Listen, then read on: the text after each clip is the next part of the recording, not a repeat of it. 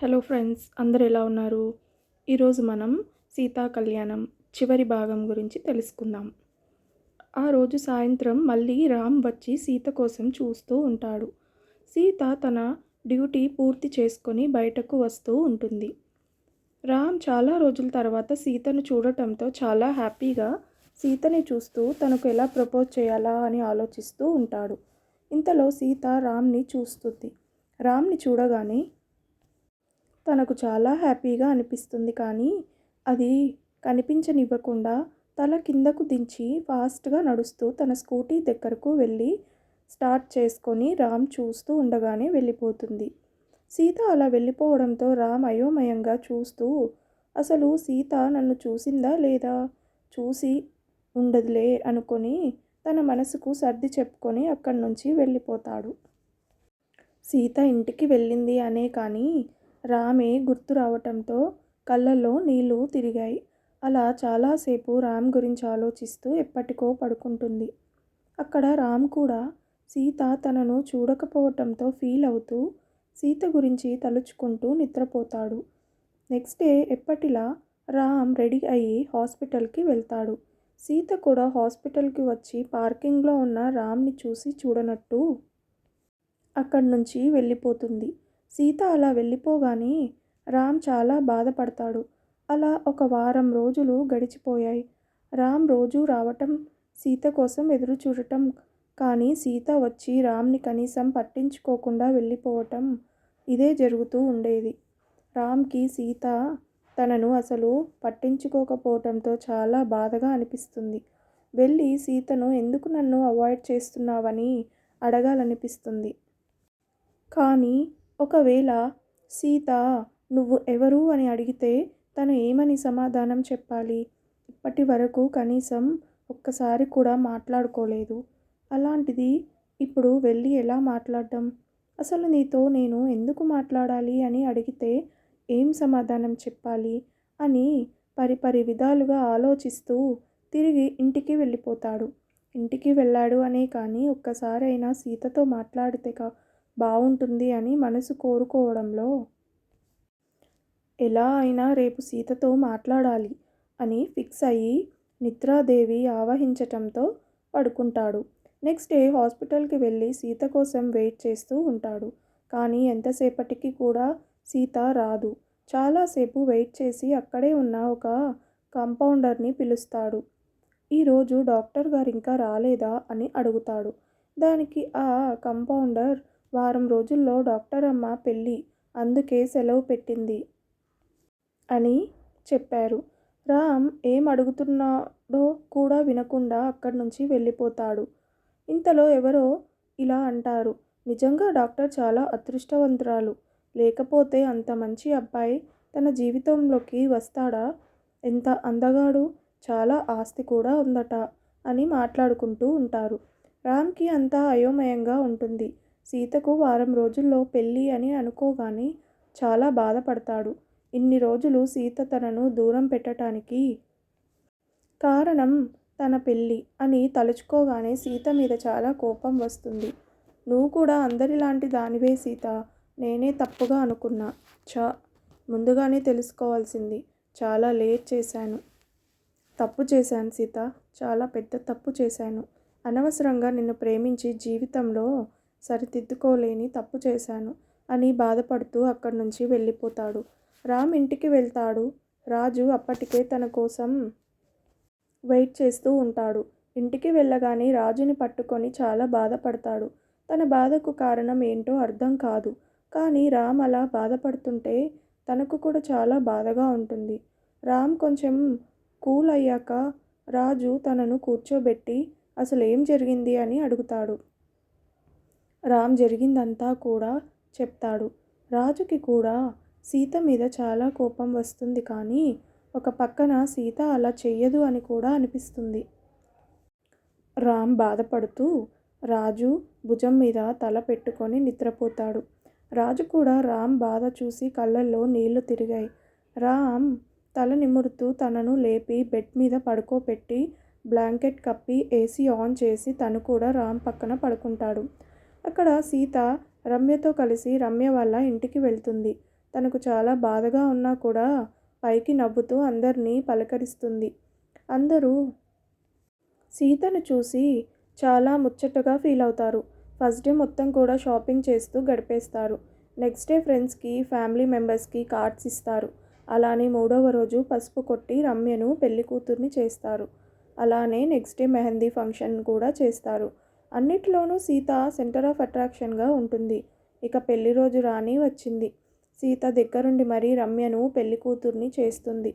తనకు మనసులో అగ్నిగుండాలు పేలుతున్నా కూడా పైకి మాత్రం నవ్వుతూ అందరికీ అన్ని పనులలో సహాయం చేస్తూ ఉంటుంది. పెళ్లి టైం దగ్గర పడిన కొద్దీ సీత మనసులో చాలా భారంగా అనిపిస్తూ ఉంటుంది. కళ్ళల్లో నుంచి నీళ్లు రావటానికి సిద్ధంగా ఉన్నాయి.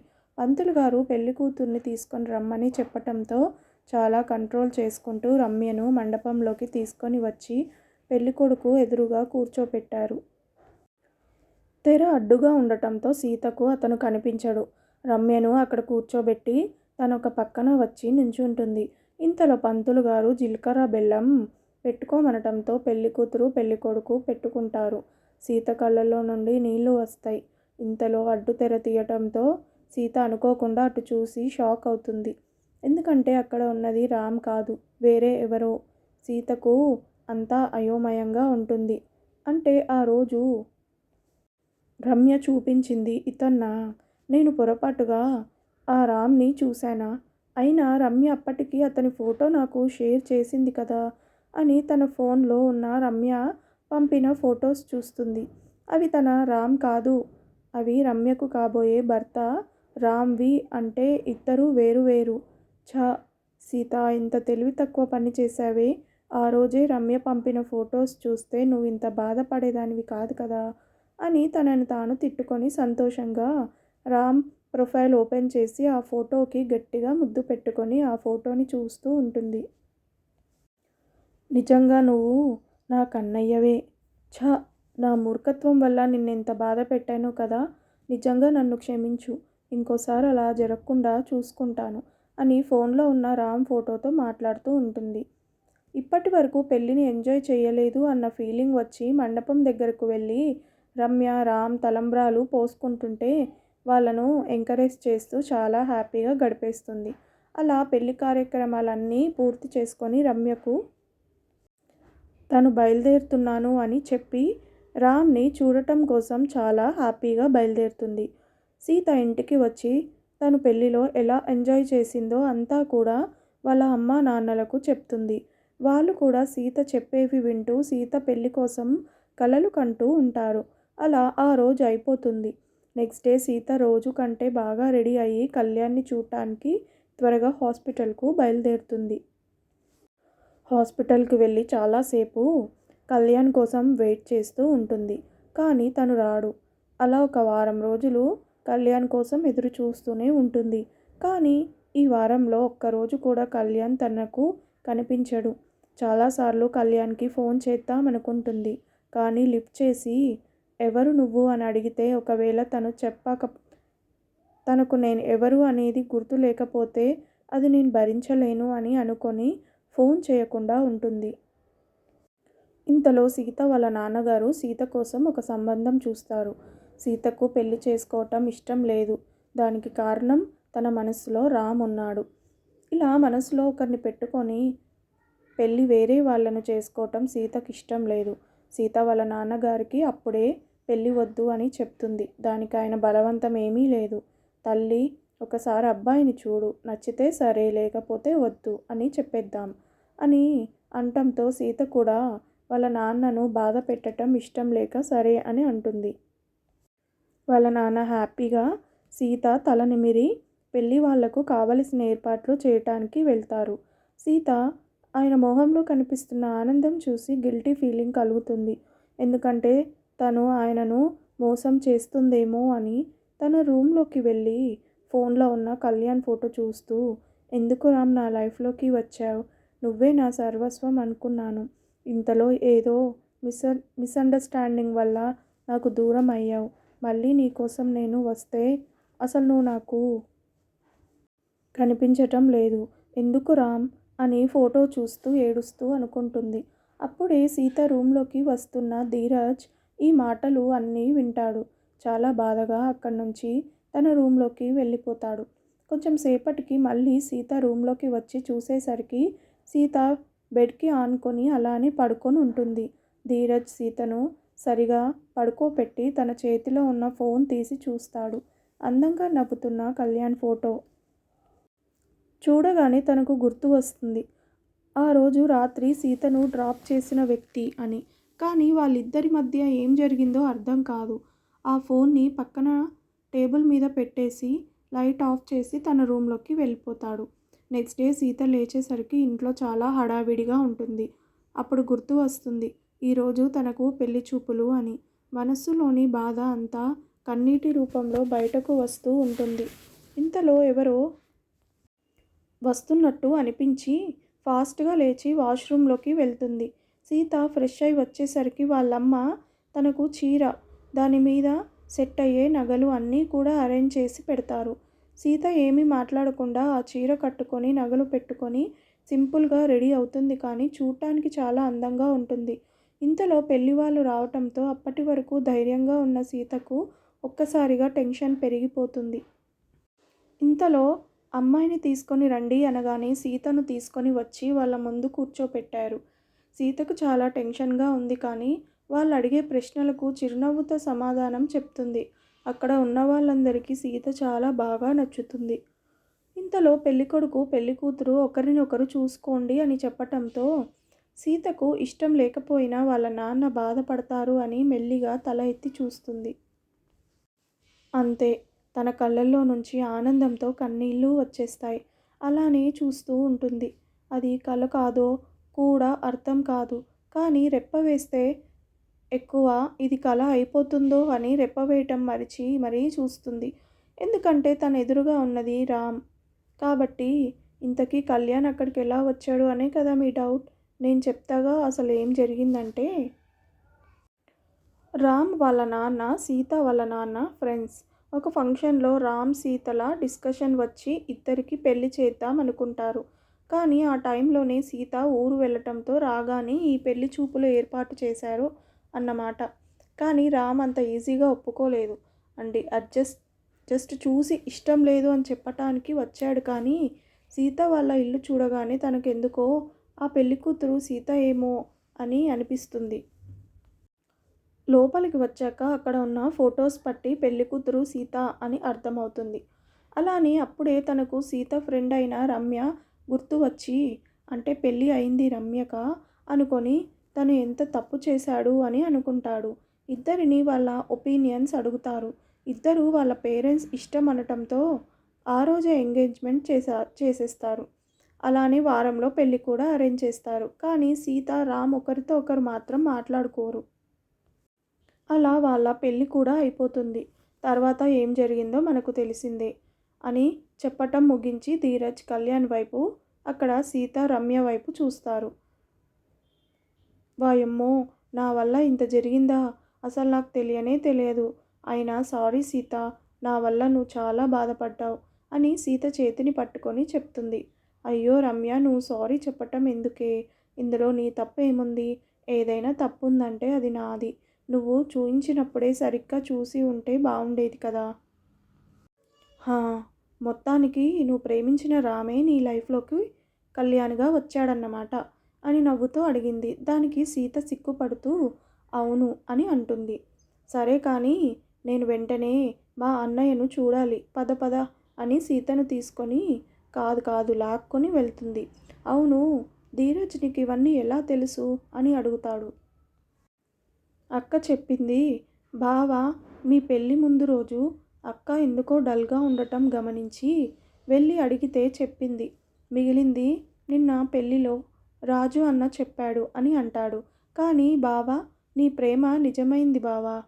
లేకపోతే ఇన్ని ట్విస్ట్ల తర్వాత కూడా మీరిద్దరూ కలిశారు చూడు, అది చాలా గ్రేట్ బావా అని అంటాడు. కళ్యాణ్ నవ్వుతూ రాజు వైపు చూస్తాడు. ఇంతలో డోర్ కొట్టిన సౌండ్ రావటంతో రాజు వెళ్ళి ఓపెన్ చేస్తాడు. ఎదురుగా రమ్య సీత నిలబడి ఉండటం చూసి ఇద్దరిని లోపలికి తీసుకొని వస్తాడు. కళ్యాణ్ నవ్వుతూ సీతనే చూస్తూ ఉంటాడు.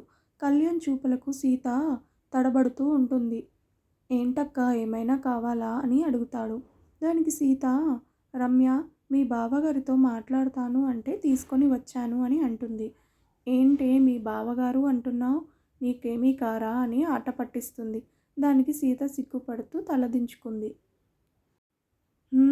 నువ్వు పరిచయం చేసేలా లేవులే కానీ నేనే చేసుకుంటా అని కళ్యాణ్ వైపు తిరిగి, హాయ్ అన్నయ్య, నా పేరు రమ్య, మీ ఆవిడకు ఉన్న ఒక్కగానొక్క బెస్ట్ ఫ్రెండ్ని అని తనను తాను పరిచయం చేసుకుంటుంది.